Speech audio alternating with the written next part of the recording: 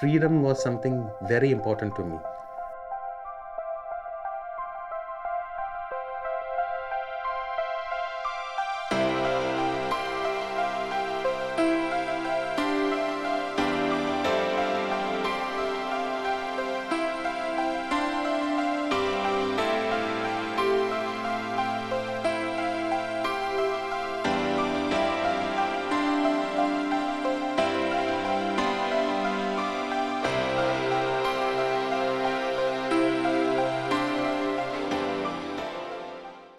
Myself, Sam Kurian Kalarickal. I'm based out of Kottayam. I was a very passionate person into automobiles. Anything which runs on wheels, or let's say it's got an engine, I was fascinated as a very small child. So I was born and brought up in a family where my father was a very passionate person who was into all kind of automobiles. He was basically an engineer, but a planter. So as a family, we are basically planters. Our plantation is in this place called Puliamala.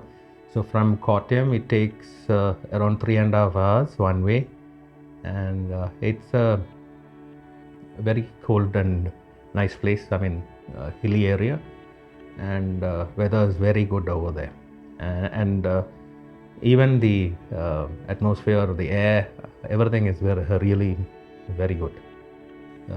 We are into cardamom plantation, also into rubber orchards and all that. But our main plantation is cardamom. You'll call it, people call it elaichi.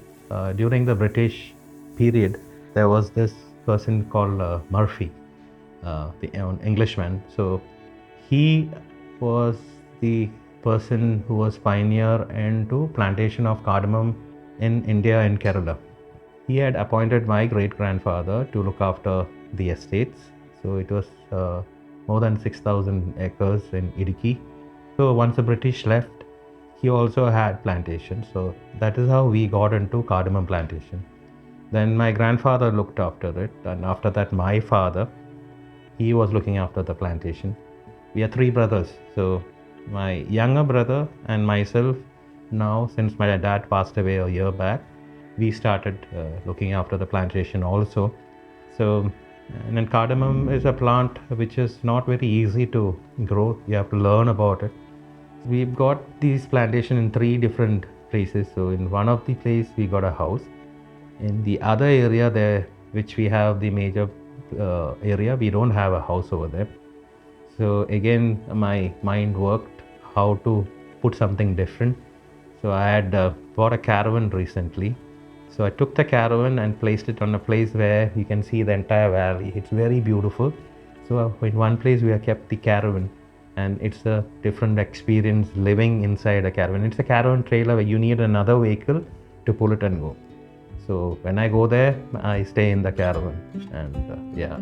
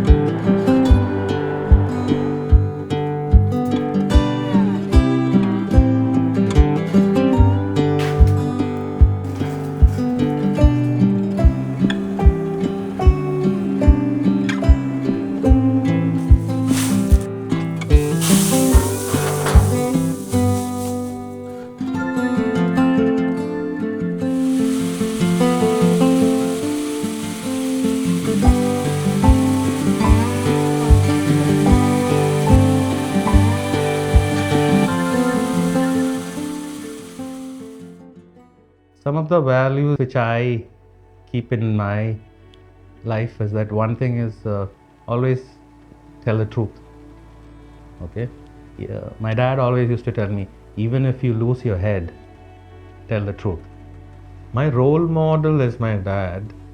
Okay, there are so many things which he used to do, I started doing, and I think my role model will be always my dad.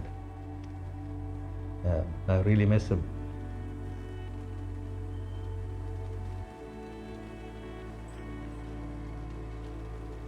I don't believe in people who lie. So that is one thing. And then another thing is time. Time is very precious.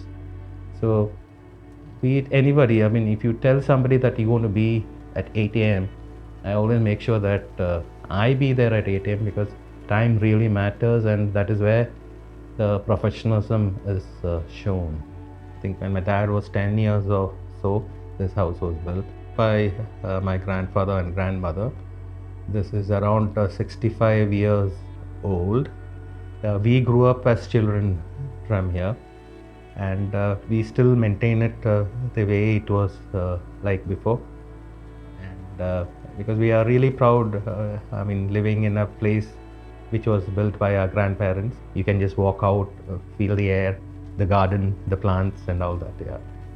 So we have the picture of a great grandfather and grandmother. You can see it on the wall over there. That is Mr. K.K. Kurian, and here it is Annama.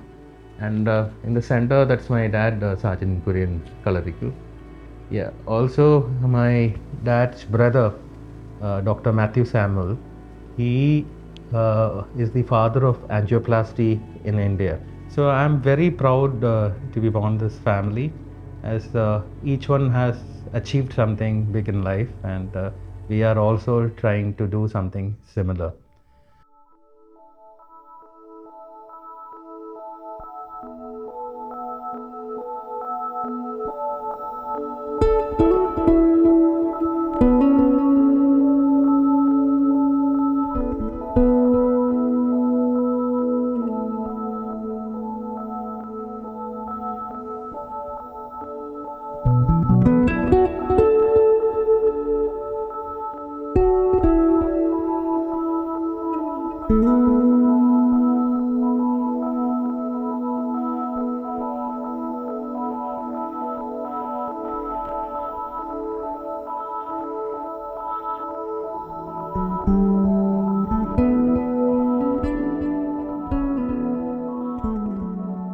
My journey into the automobile field started very young. To say, started from two-wheel cycles, all the way I've reached till power boats.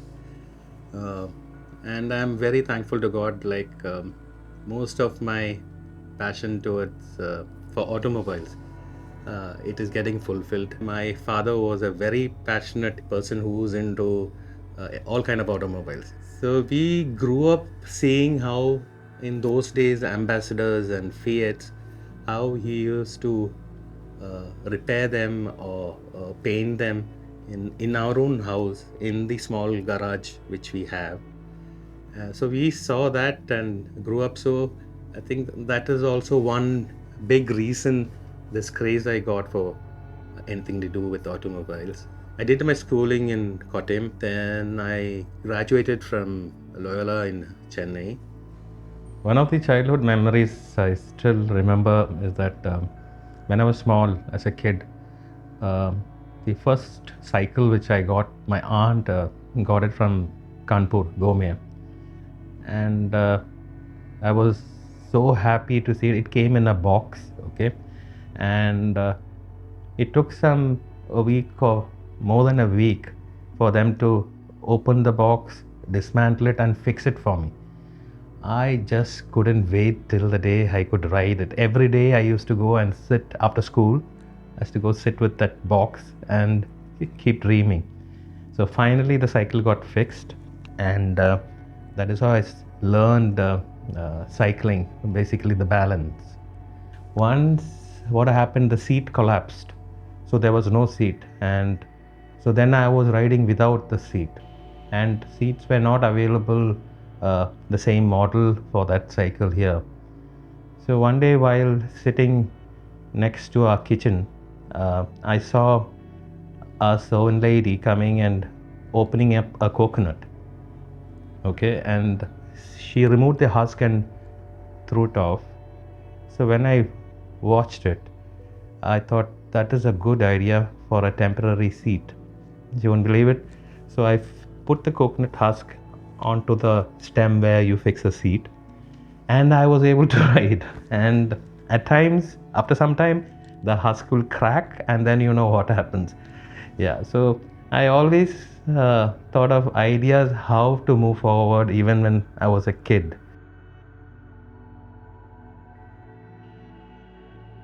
Till my graduation, I never had any clue where I'm going to head, but automobiles was always inside my mind.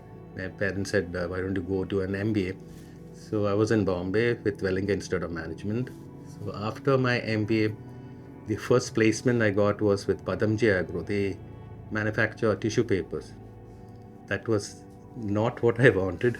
So, but there was a contract like you have to stay at least 6 months for the placement which you got from college. Then I landed up in Sri Lanka with Toyota Lanka. So I was in the spares department. More than anything, it was a great experience learning from Toyota. After that, I got into Tata Motors. I was in Pune for 3 years. Then I got transferred to Bangalore. Then I moved to Kochi as a sales manager, looking after the dealerships in Kochi. And I got a promotion. So I had to go back to Bombay. So Tata Motors had this like if you get a promotion, you'll get a transfer also. So back to Bombay, I don't know, I didn't want to go. So with the promotion that the next day I resigned and I came home. The story actually starts from there. My dad was not happy at all. We are into distribution and FMCG products and all that. So I thought I'll join that company. Freedom was something very important to me. I think for any animal or a human, freedom is the most important thing. So I wanted my freedom and do what I like. So my father said, okay, you can join the company, but I won't give you salary. I said, okay, I've got some savings, let's see. So I joined that, and again, I wasn't happy because that was not what I wanted. So I thought I'll go and buy a Jeep. Okay, so that time, this was the year 2006. So I went and bought a Jeep, Willys. So it was available for as less as 50,000 bucks. So I bought that Willys Jeep and I came home one day, and my younger brother Kurian was sitting outside. So this was a kind of an open Jeep. So he saw me coming with it. He said, "You bought this?" I said, "Yes." The first question he asked me was, "Are you mad?" I said, "No." "Why?" "Because in this hot sun, what are you going to do with it?" I said, "You wait and watch." So after I bought the Jeep for myself, I had to fix it. But it was not easy fixing it because you don't have a workshop according to your taste. I mean, there are workshops where if there is a problem, you just change that part, you fix it. No, that is not what I wanted. I had ideas how the Jeep should look and how it should perform. So once you say this, there should be a workshop or a garage where they'll understand what is my requirement and do it accordingly. So back then there was no garages like that. To get my Jeep work done, I had to visit 2-3 places, and finally I got it done, but not 100% to my satisfaction. That is where my youngest brother Kurian, he was also here when we spoke, why don't we start a workshop of our own? So that's how we started it in our car shed. We didn't have any fancy garage or anything. The tinkers and the fabricators who came to fix vehicles, they themselves made the sheds. Okay, I thought I'll just do only 4x4. A lot of my friends, my brother, they said, "How just 4x4? There is only some 10 Jeeps which is there in our club. Do you think this will finally succeed?" So I didn't start this to make money or as a business. Basically, this was a passion. My garage and my house is in the same place. First thing you can is walk, see the vehicles, decide what to do. So the first vehicle or the first thing was a bike which is coming. It was a Karishma. So we had to put flarings and this and that. Big thanks to Kanan because he was our first customer. And soon we started the Tata dealership in Kottayam. It was called MK Motors. So my younger brother finally moved to MK Motors. So the workshop was actually, he said, we'll shut it down. So I was still working with my company, our own company, Kalarickal. So I used to do accessories like for 4x4 equipments from Ironman, ARB, and all that. So I need a place to fix. Our vehicles, our Jeeps used to get it done here in our workshop, but to fix the accessories, then you have to run around. So once we started the dealership, my younger brother moved to look after that.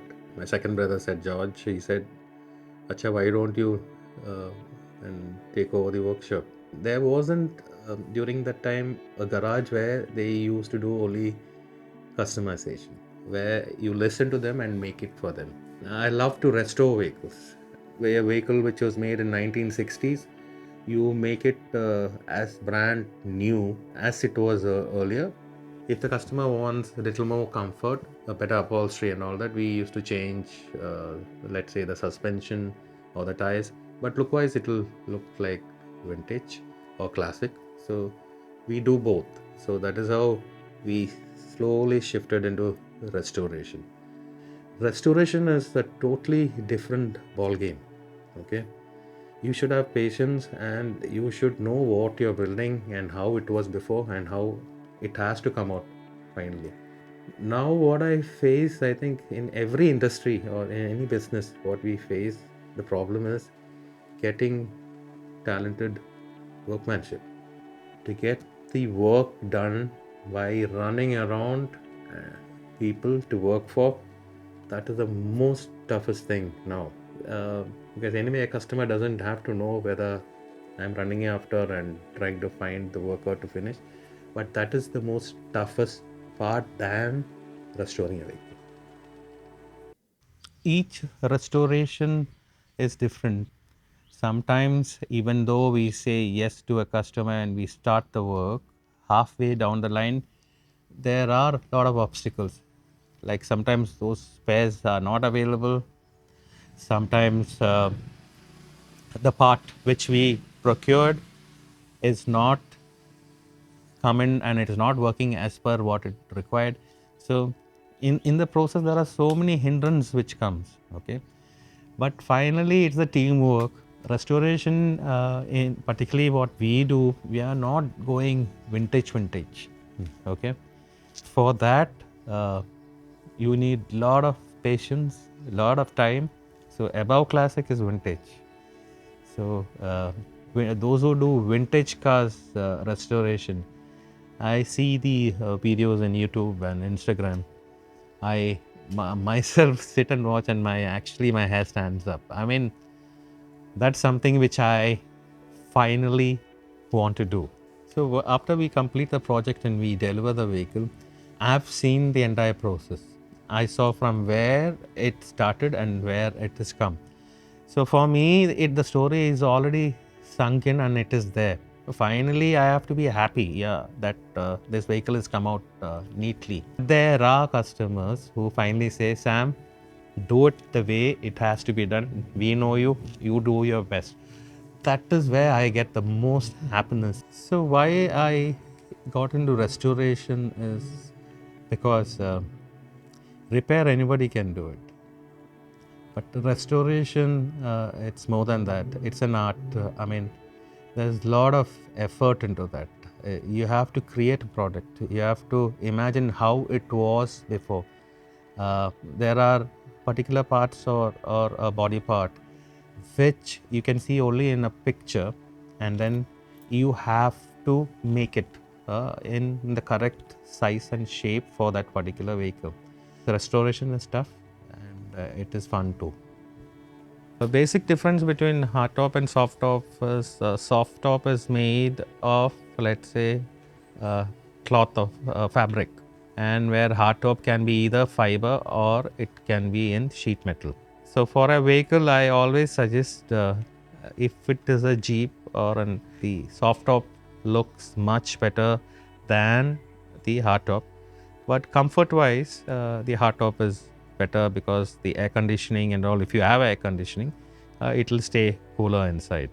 But then if you are going on a hilly terrain and all, you want to open the top, you cannot do it on a hard top. You can do it on a soft top. So you can get that wind and go topless. Personally, my suggestion to everybody is that a Jeep should always look good in a soft top. So in restoration, there are sad stories. There are very happy stories. There was this customer who brought in a vehicle, and it belonged to his dad. So he was no more. So he wanted to make it as immaculate as it was new. And this is during the COVID times. The vehicle was about to finish. Let's say 90% of the work was almost over. And one day I get a call that his son passed away.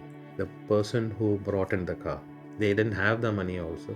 So sometimes you have to buy that car. So I've got that car. It is, I haven't started restoring it yet because I have to get the RC book papers and all corrected. A lot of people they invest in a business like they first make the showroom or a big fancy garage, and then they sit and wait for customers to come. Okay, yes, customers will do come, but after spending so much of money in infrastructure and land and all that, and then trying to see whether this particular business will catch up is a big risk. Some close down and you'll be in a loss, some click over time. But the good thing about my father, he said you can move into a bigger place, a fancy place and all, after you prove it. Okay, you first prove it that you get customers, there is a business in this, and then you do it.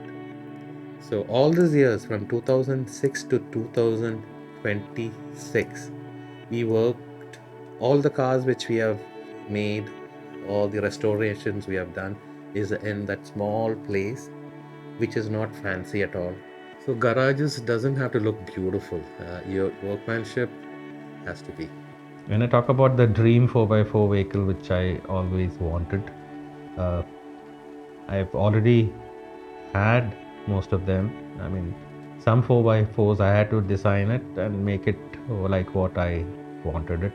So I had my dream 4x4 was once a gypsy one, so that was fully modified for competition, but again you cannot use it on road. Then Mahindra vehicles, the CJ3Bs and the Willys low bonnet Jeeps, all that was my dream vehicles which I already had. I still have some of them, and the one vehicle which I am today very excited and happy to own is the Toyota Hilux.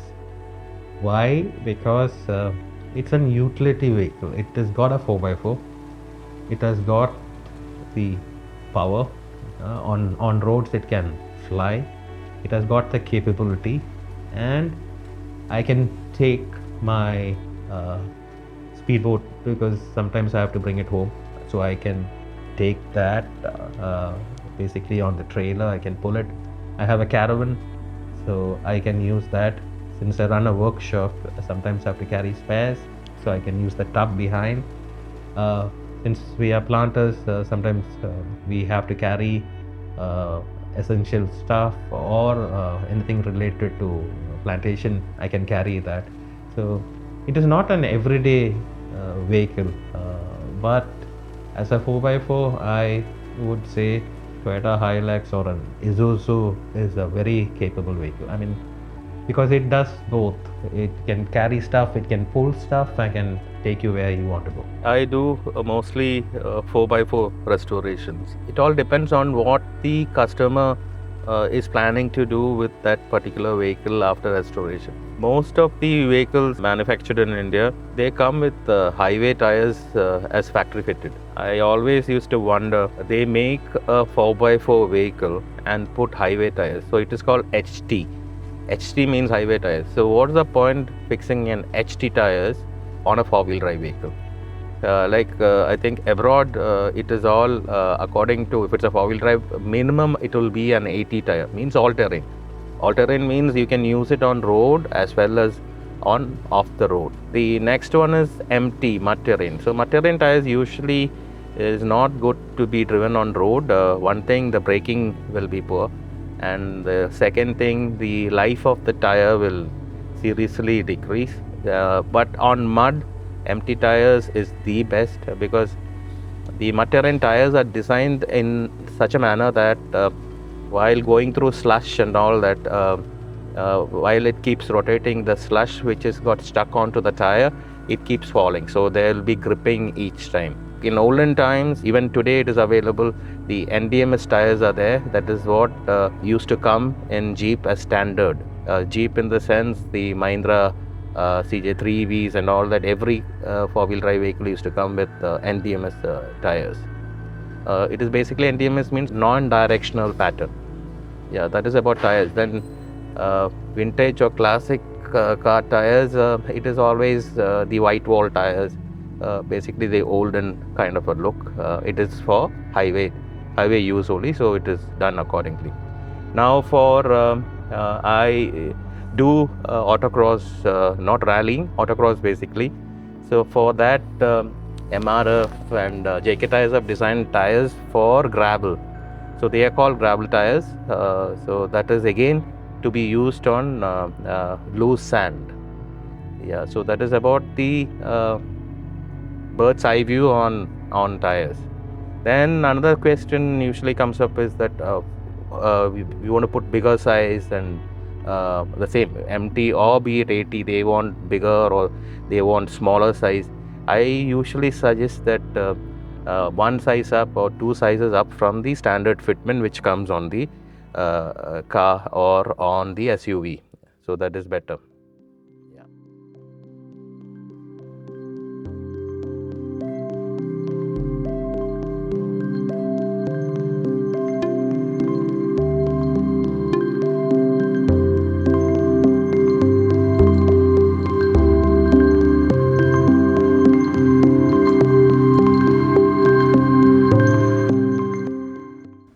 Life formula, I should say, I don't know whether it is a formula.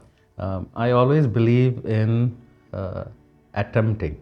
Everybody goes through different situations, but I never step back without trying it. That applies to everything. Always go and try. Never say this is not possible or this is impossible. You should try it.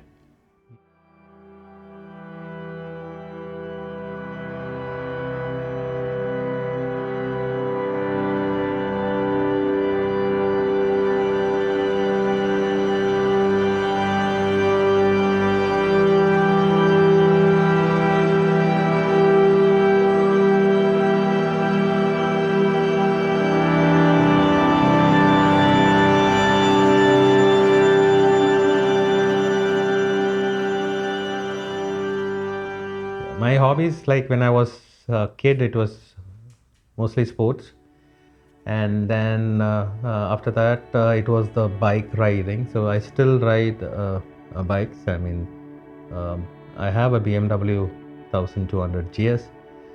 It's a big bike, okay, for my height, yeah. But that was also a dream. Like when I was in 10th standard, I still remember going with my parents to Kumarakam, and I saw two foreigners on the same BMW, older model. The size of the bike and the height of the bike just caught my eye. One of the biggest memory I have was I drove 4,500 plus kilometers from Kottayam to Dambuk in Arunachal Pradesh on my Tiger. It's an adventure bike, and that itself is a big story, because going in a car or a plane, passing through a lot of states, you won't actually feel it or see it. This you can actually breathe the difference in air, the place, the food. So after riding 4,500 plus kilometers, and you reach the evening, and next day morning 7 a.m. I had to get onto my jeep and do the competition also. So doing this kind of stuff actually makes me happy. I mean, you can't sit and relax and sleep saying that I rode for 5-6 days and now I need to rest. Other than bikes, the other hobby which I have, I participate in off-road competitions. In RFC, I have participated. And RC cars is another favorite thing of mine, which I do whenever I get time. Also, I participate in autocross. It is it is held in Kerala, in and around Kerala, and also in Tamil Nadu. And I have won a lot of positions in that. In off-road, one thing which I've learned out of my experience is that when you off-road means there is no road basically. Okay. So, but you have to reach from point A to point B, and the terrain can be slippery. You will have a lot of stones. There will not be definite path where to go, and you shouldn't get stuck. And so in off-road, if you don't have a co-driver or a spotter, one thing inside you should be confident you can do it. Okay, unless you have that confidence, you will not be able to cover that obstacle. Obstacle can be anything, be it water. If you get scared inside, you'll do all kind of stupid things, and you go take the wrong angle. So I always believe that your eyes should be very focused while you off-road, because what you see ahead of you, the moment you come close to it, you won't be able to see it again. So you should know exactly where your wheels should be before that, and it should be in your memory, because then, so it is like you see, okay, the stone is there, so I have to go right, but right side is steeper, so I have to have little more acceleration and move, and next obstacle will be already there, so this should be back in your mind. So it is like, processing what you saw right now and doing that at the same time. You're watching ahead for the next obstacle and how to cover that. So as I told you, I never got into a competition straight away. Now most of the children or kids do is that they buy a jeep, they load it with off-road accessories. They themselves doesn't know why each one is for actually, and they straight go for competition. I learned it the other way. I started using it in trails, finding new places, trying out how to climb, how to maneuver, how to clear an obstacle, and then I started going for competition. So it makes a big difference, because our times there was no mud terrain tires, there were no winches, there were no lockers. So it was even more tougher without all these to cover obstacles. But nowadays you have everything, all kind of accessories, so it is much more easier. So off-roading is not about acceleration, it is basically about gripping. So it gives only enough accelerator so that the tire will have the chance to grip in the sand or on the rock, and you go forward. If you accelerate, there's more power than required, the tires will slip and you won't go forward.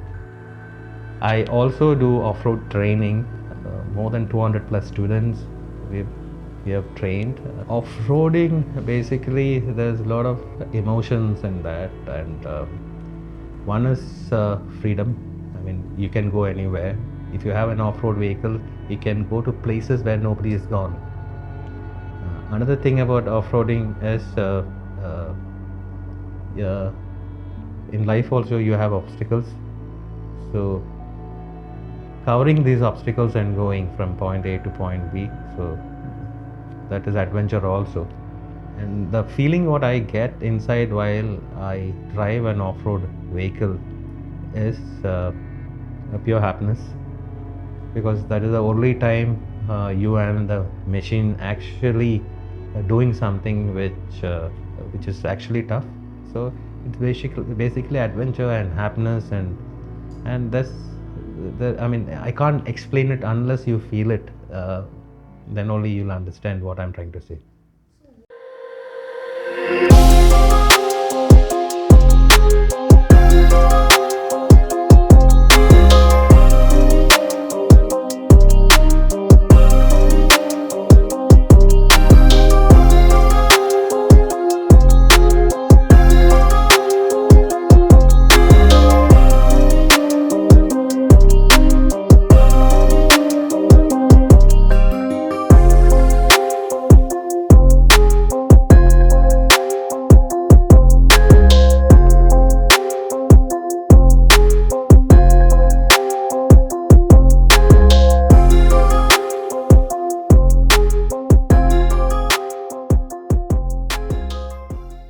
I have a 250 HP Yamaha powerboat.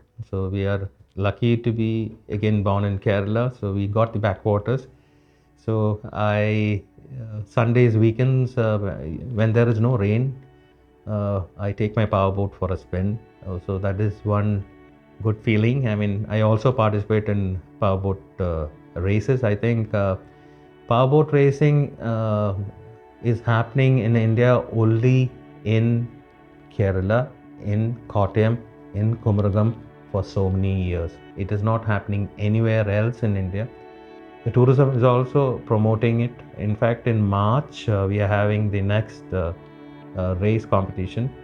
So, 3 years I was the winner.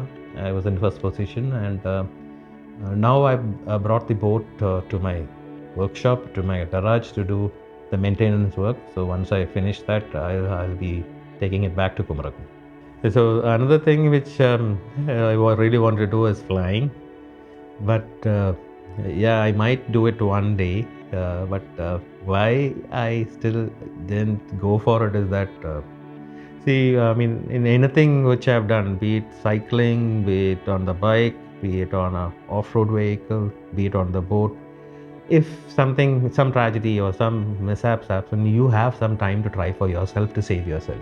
Okay? If it's on the plane, there is nothing much you can do. You can't fly, you cannot do anything. You just have to sit and enjoy whatever is going to happen. So maybe it's going to crash and you're no more.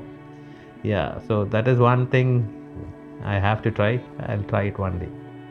Those who have watched this entire episode, the one advice which I like to give is that chase your dreams, because there is, once you chase, don't think whether from where the money comes, because once you chase your dream, money, you will automatically, you will work for it. All my dreams, what I have done and what I own, other than the plantation and all that, is nothing which my father gave. Is something which I dreamt and I made the money to purchase, and I am enjoying it. So be proud to tell people that I earned it and I am using it. So dream big and chase after it. If unless you chase after it, you won't get it. Because I told you, a BMW 1200 GS I dreamt when I was in 7th standard. So, and finally I have it. My dad didn't give me money to buy that, but I worked for it and I got it. So dream and go for it. Do all the adventure you can.